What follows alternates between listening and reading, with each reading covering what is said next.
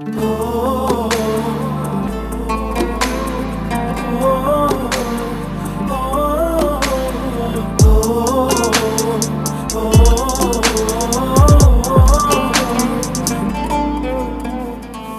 o yerde, men bu yerde, kimler salyar bizi derde.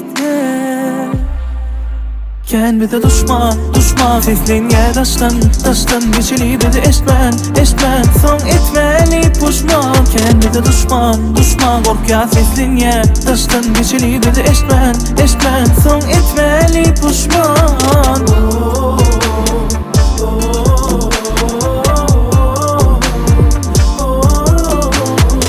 Yokluğunda seyredip dursam diye suratını astım divar yüzüne.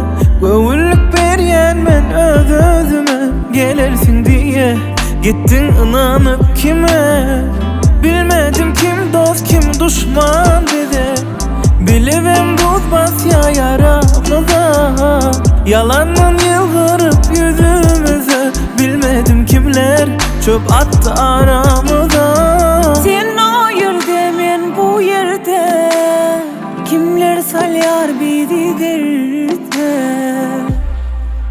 Ken bize düşman seslenye daştan geçeli bizi eşmen son etmeli puşman. Ken bize düşman korkya seslenye daştan geçeli bizi eşmen son etmeli puşman. Yok hiç kime inleme, beni del yüreğimi dinle de. Bile olmamızı istemeyenken sen olur dinlemenden korken vah. Zehirin bizi sepyalar, yok zat nereden tapyalar. Biz bile el ele ömü var yakak, acı dil bile nize çekyalar. Yok hepini dinleme boşlan, bir olan okulan barını koştan. Bilmen etmen gürleyenken, mivo gözleyen uğur ağaçtan.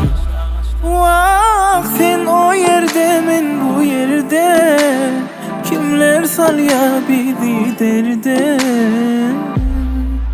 Ken bize düşman seslenye daştan geçeli bizi eşmen son etmeli puşman. Ken bize düşman korkya seslenye daştan geçeli bizi eşmen son etmeli puşman.